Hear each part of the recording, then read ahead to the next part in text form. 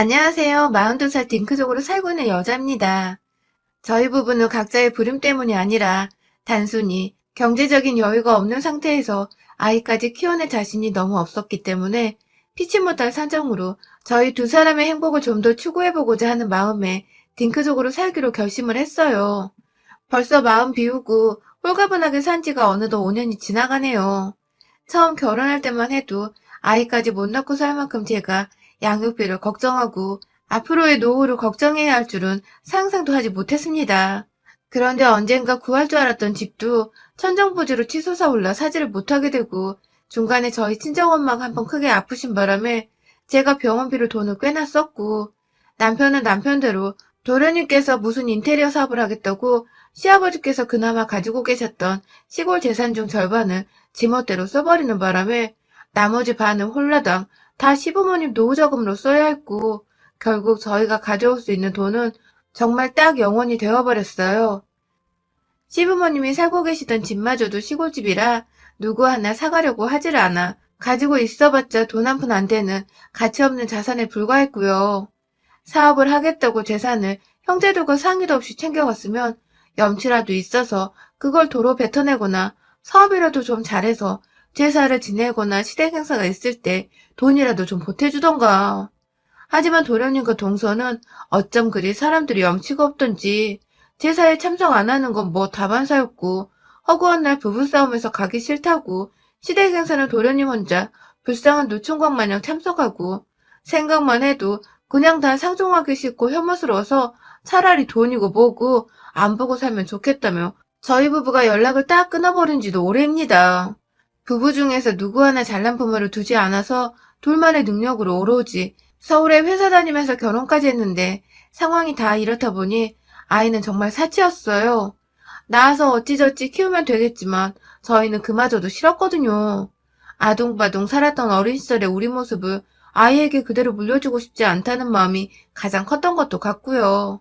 그래서 힘들게 사는 건 우리까지만 경험하고 좀 더 우리 행복에 필요한 것들에 소비를 하고 시간과 노력을 기울이면서 더 웃으며 살자고 딩크족이 되기로 완전히 마음을 굳혔습니다.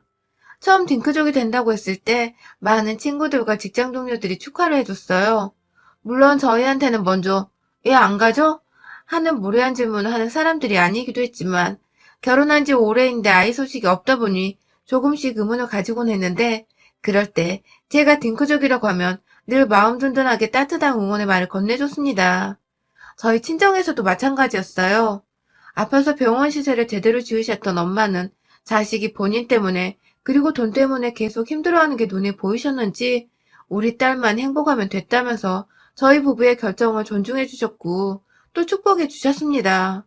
언제든 마음이 내키고 상황이 나아지면 아이는 그때 가지면 된다면서 조급해하지 말고 현실을 즐기라면서 내심 손주가 보고 싶긴 하셨는지 언젠가 가져도 된다는 말씀을 강요하시는데 그냥 웃고 넘겼죠. 그냥 저희의 결정에 동의를 해주신 것만으로도 참 감사한 일이었으니까요. 하지만 시댁은 정반대였습니다.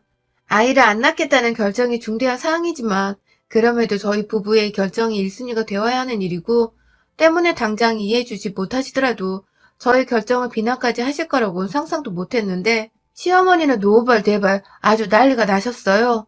주 이유는 제사를 누가 지내냐는 것이었습니다. 저희가 왜 딩크족이 되기로 했는지 같이 결심한 것에 대해 생각을 먼저 해주시기는커녕 당장의 여자인 제 몸에 문제가 있는데 둘러대는 거 아니냐는 비난부터 시작해서 집안의 제사를 그럼 누가 지내냐며 조상님들이 노하실 일이라고 펄쩍펄쩍 뛰기까지 하셨어요. 이 정도로 반대에 부딪힐 줄 몰랐던 저나 남편은 시어머니만큼 당황한 채로 어떻게든 설득을 해보려고 했지만 그놈의 며느리 네가 불임이냐는 제 탓을 지겹도록 귓구멍으로 박히게 들어왔던 제사 타령을 끝도 없이 해대시니 저도 그냥 다 짜증이 난다며 남편 혼자 시댁에 내버려 두고 집으로 돌아왔습니다. 이 집안에 시집은 죄밖에 없는데 왜 남의 집 조상들 제사를 그렇게도 내 앞에서 지내라고 타령을 해대는 것이며 도련님들도 자식이 있는데 왜 도련님네한테 제사를 강요하지 않으면서 꼭 우리한테만 제사 타령에 장남 타령을 해대시나 싶어 그것도 이해가 안 가고 답답했어요. 점점 화도 나기 시작했고요. 사실 시어머니께 장남 타령은 둘째입니다. 주된 이유는 시어머니께 도련님은 아픈 손가락이었기 때문에 제사고 뭐고 부담 하나 쥐어주지 않으려고 하시는 것이었죠. 저나 남편은 멀쩡한 회사를 다니고 있고 가지고 있던 푼돈이 없었을 뿐이지 다달이 모이는 돈이 그래도 제법 있었지만 도련님네는 정말 영혼에 가까웠거든요. 근데 시어머니는 그게 그리 억울하고 안타까우신지 저희 부부가 고생하고 양가 부모님 병원비, 노후비, 집안의 빚까지 다 갚아내고 있는 건 하나도 이해를 안 하시고 그저 둘째가 걱정이 된다며 죽어서도 둘째 생각에 눈을 못 감을 것 같다는 말을 남편 앞에서도 서스럼없이 하곤 하셨습니다.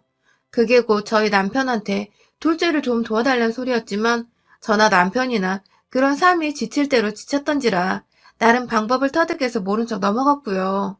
그날 집으로 돌아오면서 남편의 전화도 받지 않은 채 경의선 철도안에서 정말 꺼이꺼이 울었습니다. 저도 한때나 아이를 가지고 싶어 했고 또 지금도 계속 좋아하지만 아이를 낳아버리면 정말 우리 두 사람이 너무 아껴가면서 살아야 하니까 그런 희생을 감수하고 싶지 않아 신중하게 저희 두 사람의 미래를 가장 크게 고려하여 내린 결정이었는데 한순간에 제가 불임이냐고 저부터 의심하고 절 째려보기까지 하던 시어머니의 표정은 제게 내내 큰 상처였어요. 집에서 뒤늦게 돌아온 남편은 오는 길 내내 전화를 받지 않은 저를 걱정했는지 정말 헐레벌떡 달려오느라 땀이 흥건했어요. 오자마자 눈이 퉁퉁 부어있는 저를 안아주면서 주위 사람 신경 쓰지 말자는 남편의 그 한마디가 제겐 아직도 두고두고 가장 힘이 되고 의지가 되는 말이었습니다. 그때부터 자연스럽게 저희 부부는 시댁 어른들과의 마찰을 최소화하기 위해서 노력했어요. 그래봤자 얼굴을 안 보는 것이 최선의 방법이었지만 말입니다. 정말 맘 같아서는 제사도 확 제껴버리고 싶었는데 딩크족을 선언한 후 거의 매일같이 제 핸드폰으로 전화를 하셔서는 농담이지? 정말 애 못 가지는 거야? 등의 말로 딩크족 선언을 취소하라 닥달을 하시는 시어머니를 말리기 위해선 직접 집에 한 번은 찾아가 다시 한번 쐐기를 박으며 애를 안 낳겠다는 말씀을 드려야 할 것 같았습니다. 그래서 꾸역꾸역 제 할도리는 해야 한다면서 제사를 지내러 개고생을 하러 시댁에 갔고 그때마다 들려오는 불임 타령에도 애는 안 낳습니다. 하는 말대꾸로 남편과 쌍으로 시전하면서 몇 차례 더 언지를 드리곤 했습니다. 결혼 준비를 하는 것부터 시작해서 지금의 전셋집 구하고 신혼가구 드리는 자잘한 것들까지 돈 한 푼 보태지 않으셨던 시어머니께서는 뭐 그리 도리는 찾으시는지 자꾸만 애를 낳으시라 하시고 급기야 도련님도 모자라 시아버지까지 동네 노인정에서 잘 알지도 못하는 이웃 노인한테 보증을 서주시는 바람에 저희 남편이 대신 5천만 원을 갚아드린 적도 있거든요. 그때도 시어머니는 고맙다 혹은 미안하다는 인사는커녕 돈이 더 여유가 있으면 가끔 둘째 불러다가 고기도 사 먹이고 애들 키우는데 돈 많이 드니까 용돈도 좀 쥐어주고 하라면서 진짜 열불나 죽겠는 소리를 해대시며 뻔뻔하게 이래라 저래라 돈 쓰라 강요를 하셨습니다. 생각할수록 정말 너무하다 싶었죠. 이렇게나 돈이 많이 들고 애 하나 키워도 이것보다는 돈을 덜 쓰겠다는 정도로 많은 돈을 매번 빌리고 난리시는 시아버지와 도련님 때문에 저희 부부는 모아놓은 돈들을 자꾸만 깨고 잃어야 했는데 시어머니는 그 돈이 다 어디서 뚝 떨어진 공짜돈이라고 생각을 하시는 것 같았습니다. 이래서 저희가 애 키우기 부담스럽다고 안 낳겠다는 건데 시어머니는 오로지 빌려주는 돈만큼 우리가 더 많은 돈을 가지고 있을 거라 생각을 하시는 건지 늘 돈이 뭐가 없냐면서 없다가도 생기는 게 돈이라면서 세상 물정 모르는 소리만 해대셨어요. 저희가 오로지 둘이서 돈을 잘 모았더라면 서울 안에 조그만 아파트라도 진작에 샀을 것이고 그러면 지금보다 10억을 웃도는 아파트들 보면서 헛웃음을 튀고 있지는 않았을 텐데 말입니다. 그렇게 한 해 두 해 5년 동안 쉬지도 않고 저희 부부는 시어머니로부터 딩크족이라며 갈굼을 당했고 옆에서 돈을 여러 번 더 날리시던 시아버지는 도무지 염치가 없으셨는지 한마디도 거들지 않으셨으나 제가 시어머니로부터 혼이 날 땐 그게 꼬셨는지 늘 옆에와 구경을 하셨어요.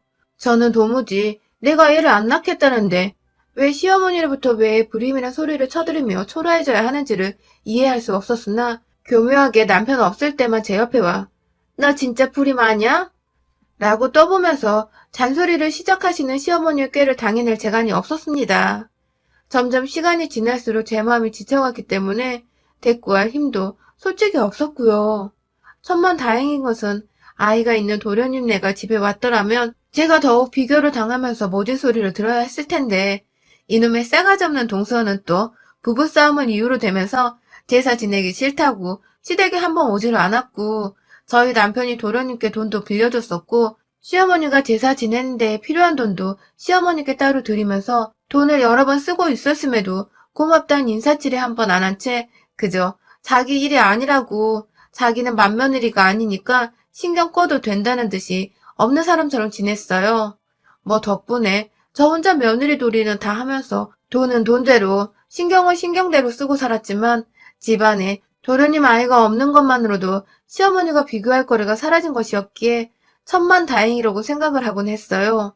참 싫은데 다행이고 없어서 짜증나는데 또 다행이고 뭐든 불평을 해야 하는데 그냥 주저하게 되던 모든 상황들이 너무 한탄스러웠습니다. 그래도 참았어요. 1년에 제사는 몇 번 없으니 딱 그 시간 동안만 1년치 먹을 욕을 다 먹고서 또 훌훌 사라져 내 일상을 살아가면 되었으니까요. 그런데 작년 말부터 더 이상 이렇게 사는 건 불가능해졌습니다. 시아버지께서 중풍에 걸리셨다가 완전히 노인성 치매에 걸리신 바람에 일상생활이 불가능해지셨거든요. 정말 갑작스럽게 일주일도 안 되어 벌어졌던 일들인지라 남편이나 저나 그리고 함께 사는 시어머니나 아주 난리가 났었죠. 급하게 시아버지를 요양병원으로 옮겼고 천만다행으로 저희가 아이를 낳지 않은 대신 각자 부모님의 노후라도 알아서 준비하자는 마음으로 효도를 하기로 했는데 남편이 시부모님 앞으로 장기 요양보험을 들어놨나 보더라고요. 그래서 저희가 금전적으로 아주 많은 돈을 들일 필요는 없었고 그 바람에 좋은 건지 나쁜 건지는 모르겠으나 시어머님이 애를 안 낳는다고 욕을 하시는 모습이 쏙 사라졌답니다. 남편이 시아버지 입원비를 계산하면서 옆에 있던 시어머니께 대판 뭐라고 했거든요. 얘 안 낳는 대신 엄마 아빠 보험이 넣어서 지금 입원비 낼 수 있는 거야. 라면서 이게 다 며느리 생각이었으니 평생 며느리한테 감사하며 살라고 뭐라 해버린 바람에 또 그 앞에 계시던 직원분이 며느리분이 참 현명하시네 하면서 제 편을 들어주신 바람에 시어머니 기가 확 꺾여버렸던 것이죠. 그렇게 시아버지를 병원에 보내놓고 시어머니는 죽어도 집을 팔 생각이 없다 하셔서 결국 그 외딴 집에 홀로 남겨지시게 되셨습니다. 어차피 팔려고 해도 안 팔리는 시골집이라 돈도 안 되는 집이었던지라 집 관리를 하는 겸 시어머니가 그곳에 쭉 계시는 게 나쁘지만은 않다고도 생각을 했어요.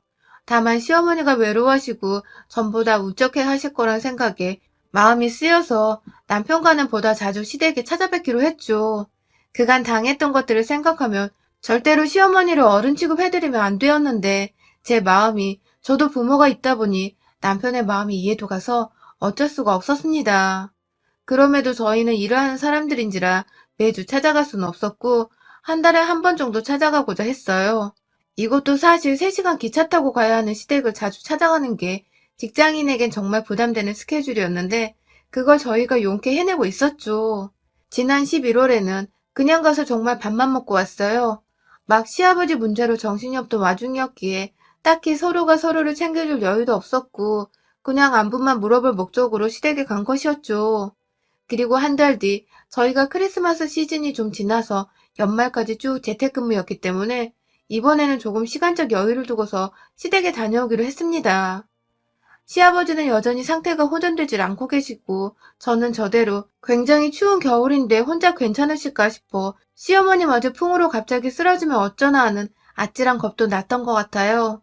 바리바리 어디 나가지도 못하니까 먹을 건 미리 집 가는 길에 장을 봐서 갔는데 미리 이야기를 해드리고 왔는데도 시어머니는 노인정에서 노시느라 집을 하루 종일 비워놓으셨죠. 기껏 걱정돼서 찾아오는 아들 며느리 보기에 미안하지도 않으신지 생활비는 생활비대로 받고 계시고 남편 되시는 분 입원비도 저희가 다 부담하고 있는 중인데 따뜻한 밥 한 끼를 도대체 해주질 않으시던 시어머니. 그리고 보니 지난달에도 밥은 제가 직접 차려서 먹었더라고요. 이번에도 보란듯이 노인정에 계시다가 막걸리에 아주 살짝 취해 들어오신 어머님은 저희가 저녁까지 밥을 안 먹고 기다리고 있자 이것들이 누굴 시켜 먹으려고 아직 밥을 안 처먹었대 하면서 저를 향해 주먹을 불끈 쥐시면서 혼을 내시더군요. 참 너무하시죠 우리 시어머니. 결국 급하게 배고플 남편 걱정하며 후라이팬 위에 삼겹살부터 구웠습니다.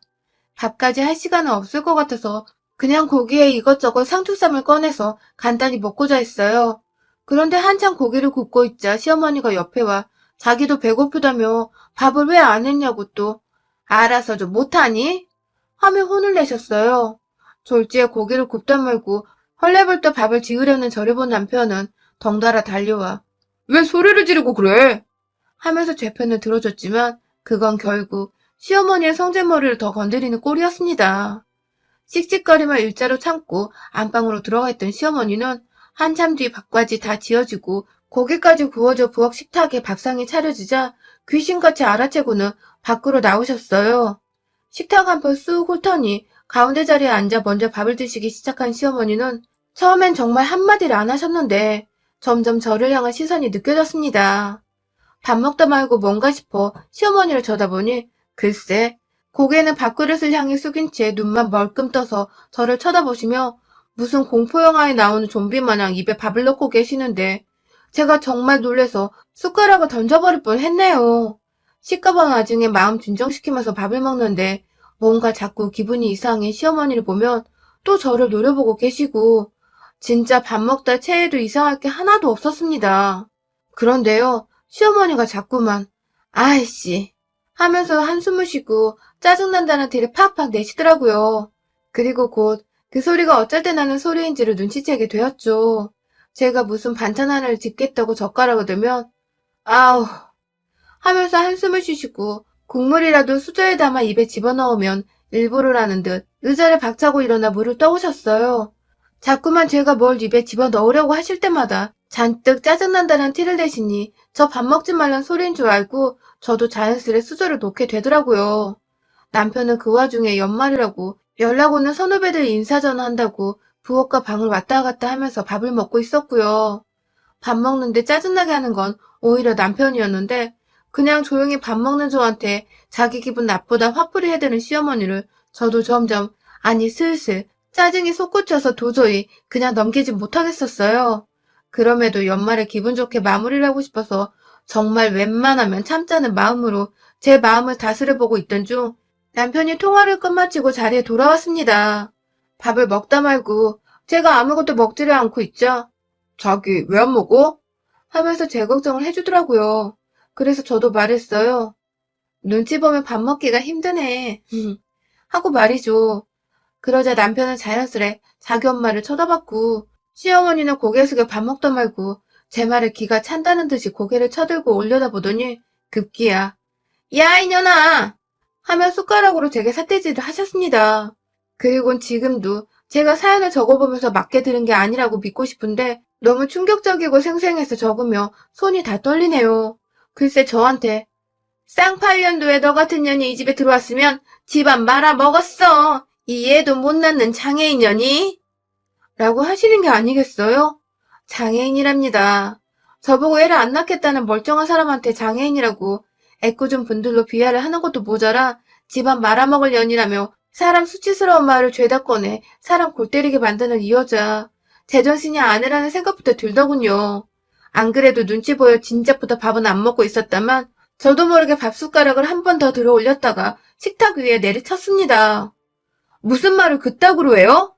하면서 저도 모르게 시어머니 머리끄댕이를 잡고서는 그대로 제가 있는 방향으로 그러니까 제 앞으로 당겨버렸어요.